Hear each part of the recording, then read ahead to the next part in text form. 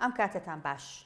کەمتر لا 48 کاتژمێر ماوە بۆ بەستنی کۆنگرەی پێنجەمی یەکێتی نیشتیمانی کوردستان. بەڵام تا لە وادەی بەستنی کۆنگرە نزیک دەبێتەوە دەنگی ناڕازی لەناو ئەو حیزبە زیاتر بەرز دەبێتەوە. دەنگە ناڕازیەکان لە ئەستێکی باڵای حیزبەکەدان و ڕەخنەکانیان ڕوو لە کۆنگرەیە. ناڕازیەکان بەشێکیان ئەندامی سەرکردایەتین، بەڵام ڕێگەیان پێنادرێت بەشداری کۆنگرە بکەن. بەشەکەی دیکەشیان دەتوانن بچنە کۆنگرا، بەڵام ئەوان دژی ئەو میکانیزمان کە کۆنگرێ پێبەڕێوە دەچێت و پێیان وایە دیموکراتی و دادپەروەری لە هەڵبژاردننی ئەندامانی کۆنگرەدا نییە. تەنها ئەمڕۆ ئەندامێکی ئەنجومەنی باڵای سیاسی و چەند ئەندامێکی دیکەی سەرکردایەتی یەکێتی بەشداری نەکردنی خۆیان لە کۆنگرەی پێنجەمی حیزبەکە ڕاگەیاندووە و ڕەخنەی توندیشیان لە بەستنی کۆنگرەکە گرت. مەلا بەختیار ئەندامی ئەنجومەنی باڵای سیاسی یەکێتی ئۆباڵی بەشداری نەکردنی خۆی و ئەندامانی تری ئەنجومەنی باڵای خستە ئەستۆی بەرپرسانی حیزبەکەی. ئەمێ بڵم من 3 هەفتە لەمە بەر هەڤاڵ باڤڵم بینی، سعاتێک و 35 دقە قسەمان کرد. ئەو دیدارەمان جگە لە گفتوگۆ بەداخەوە هیچ ئەنجامێکی نەبوو بۆ ئەوی من بتوانم بڕیار بدەم و خەڵکی تریش چاوەڕوانە نەکرد ئەو گفتوگۆیە بگاتە ئەنجامی نەبوو. بە تایبەتی لەسەر دەسەڵاتەکانی ئەنجومەنی باڵا ئەوان بە تەمان 21 بۆ 31 کەس بخەنە ئەنجومەنی باڵا، خۆیان کیانەوێ بێنە ئەنجومەنی باڵا. بۆیە من وتم پرۆژەکە بنێرن بۆ ئێمە با ئێمە وەکو ئەنجومەنی باڵا هەڵی سنگێنین، ئەو کاتە بڕیارێک بدرێ ڕێککەوین لەسەری پرۆژەکەشیان نەنارد، ئەندامانی ئەنجومەنەکە بڕیار بوو بێن بۆ لام، ئەوانشیان نەنارد و 2 ڕۆژی تریش کۆنگرێ. بە هەر حاڵ ئۆباڵی ڕێک نەکەوتن یا ئۆباڵی نەچوونی خۆم و ئەو هەواڵانی لە ئەنجومەنی باڵاین و لە دەروی ئەنجومانی باڵاین کە ناچینە کۆنگرە، بێگومان ئۆباڵی ئەوە ئەکەوێتە سەر مەکتەبی سیاسی ئێستا یەکێتی و بتایبەتی ئەکەوێتە سەر هەواڵ باڤڵ تاڵەبانی. وەکو پرۆسەی دیموکراسی هەڵبژاردن لە ڕیزەکان یا لە ئۆرگانەکانی کێتی ئەرکە و مافیشە. ئەرکە بەشدار بێ، مافیشێتی خۆی هەڵبژێرێ، مافێتی دەنگ با یا مافێتی دەنگ نەدا. زۆر تەبیعیە. بەڵام لەم کۆنگرەیە هەڵبژاردن نییە بەمانای هەڵبژاردن، دەستنیشانکردنە و ڕاستپاردنە، ڕاست پێراوە کە چێ و چێ بێ دەربچێ، چۆن دەربچێ، چێ دەرنەچێ، گوێ نەدراتە ئەوەی تێکۆشەری قارەمان، وشیار، خاوەن هەڵوێست، ئەمانە گوێ نەدراوە. تەنانەت گوێ نەدراوەتە ئەوە لە هەموو ئۆرگانانە کەمترین کەسوکاری ماندووی شەیدیش دەرچووە. کاک لاهور و جەماعەتەکەی ئەوانەی کرد لەگەڵ ئەون، ئەوانە بە تەواوەتی ئەخرێنە دەرەوە یەکێتی نیشتیمانی کوردستان کە ئەمەش هەڵەیە و ئەشی بینین لە هەڵبژاردننی کوردستانە ئەمە چ کاردانەوەیەک بۆ یەکێتی نیشتیمانی کوردستان دروستکە. ئەمە قسەی ئێستام نییە کە 8 تەمووز ڕوویایەکە کەس من وتارم نووسی وتم ئەم بڕیارە بەڕێڕەوی حیزبی تێنەپەڕیوە و زەرەرەکەین و تکایە دەرس لە غەڵەتەکانی ڕابردوومان وەرگرن، بەداخەوە نەک دەسوەرنەگیراوە. ئێستا بە زۆری زۆرداری پاڵیان بە لاهوری شێخجەنگی و ئەوانەی لەگەڵ ئەوەندا لیستێکی جیاواز دروست بکەن، دروستیشیەکەن. بەڵام بە دڵنیاییوە ئەم سیاسەتە هەڵەیە ناچێتە سەر. دڵنیاتانەکەم ناچێتە سەر.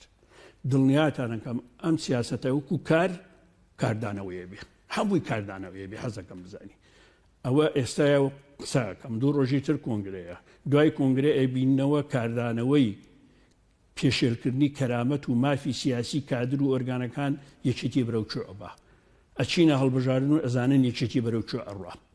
ئەوە ئێستا بۆ مێژوو ئەم قسەیەشەکەم بۆ مێژوو دڵنیا بن دۆخێکی دژوار و ئاڵۆز و چاوەڕوان نەکرا و چاوەڕوانی یەکێتیەکە.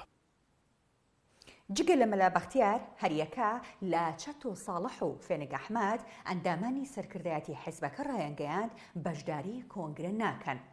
چەتۆ ساڵح کە ماوەیەکە لە یەکێتی نیگەرانە لە ڕوونکردنەوەیەکدا نووسیوێتی بەشداری لە کۆنگرەدا ناکەم چونکە کۆنگرەیەکی هەڵکڕوزاندن و ساڵبوونی مەرامە ترسناکەکانە و یەکێتی لە هێزی بیر و بازووەوە داماڵدراوە بۆ بازووی بێبیر.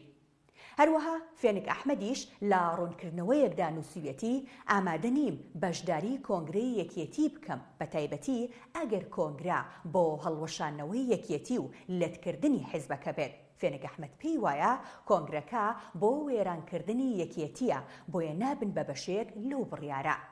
جگە لەم دوو ئەندامەی سەرکردایەتی ژینۆ محەممەد کە لە کۆنگرەی چواردا وەکو سەرکردایەتی هەڵبژێردرا و دوای ڕووداوەکانی هەشتی تەمووز لە سەرکردایەتی دوور خرایەوە ڕایگەیاند لە هەشتی تەمووزەوە نەچووینەتە ژێرباری هیچ هەڕەشەیەک و ئێستاش بەشداری لەو سیاسەتەدا ناکەین کە حیزبەکە بەرەو هەڵدێر دەبات.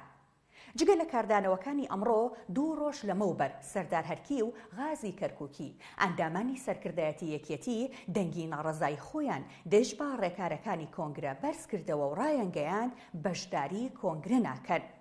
ئەم دەنگە ناڕازیانە ڕوویەکی کۆنگرەی یەکێتین، ڕوویەکی دیکەی کۆنگرەش هەیە.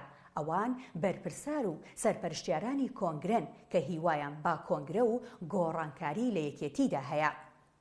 یەکێتی لە ڕێگەی تەلارلەتیف گوتەبێژی کۆنگرە و سەرکەوت زەکی بەرپرسی مەکتەبی ڕێخستنی حیزبەکە بەردەوام دوایین هەنگاوەکانی کۆنگرە لە ڕێگەی میدیاکانی یەکێتیەوە بڵاو دەکەنەوە. لەو بارەیەوە سەرکەوت زەکی با میدیای فەرمی حیزبەکەی ڕاگەیاندووە لە کۆنگرەی پێنجەم ژمارەی ئەندامانی مەکتەبی سیاسی بۆ 10 کەس کەم دەکرێنەوە.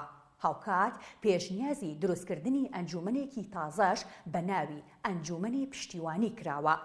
سەرکەوت زەکی دەڵێت ئەنجومەنە تازەکە ڕاستەوخۆ سەرۆکخۆی سەرپەرشتی دەکات کە ڕەنگە 100 ئەندامی هەبێت. ئەمەش ئەنجومەنێکە بۆ هێنانە پێشەوەی کادری نوێ و گەنجان و ژنان. دەبێتە ناوەندێک بۆ دروستکردنی سەرکردایەتی لە داهاتوودا و دەستەیەکی کارا دەبێت و بەپێی ڕاستپاردەکانی سەرۆک ئەرکەکانیان جێبەجێ دەکەن. بەرپرسی مەکتەبی ڕێخستنی یەکێتی بە ئومێدەوە باس لە کۆنگرە دەکات و ئاماژە بەوە دەکات کە ڕێڕە و شێوازی کارکردنی ئەنجومەنی باڵای سیاسی و بەرژەوەندیەکان چالاکتر دەبێت کە ئەندامەکانی لەلایەن سەرۆکەوە دەستنیشان دەکرێن و ڕەنگە ناوەکەشی بگۆڕێت بۆ ئەنجومەنی پاراستنی بەرژەوەندیەکانی یەکێتی. لەباری ئەنجومەنی سەرکردایەتیش ئەو بەرپرسە یەکێتی ڕوونی کردوتەوە ئەندامەکانی کەم دەکرێتەوە بۆ 51 کەس کە پێشتر 123 کەس بوون کە سەرۆکێک و 50 ئەندامی دەبێت. ڕاشیگەیان هەر لە کۆنگرەی پێنجەمدا پەیڕەوی ناوخۆی یەکێتی هەموار دەکرێتەوە و مەرکەزیەت لە ناو حیزبەکەدا دەچەسپێت. بڕیارە ڕۆژی چوارشەممە یەکێتی نیشتیمانی کوردستان بە بەشداری 600 کەس کۆنگرەی پێنجەمی خۆی ببەستێت. بە گوتەی بەرپرسانی حیزبەکەش هەموو ئامادەکاریەکانی بەستنی کۆنگرەکە تەواو بووە. ئاسوودە بن.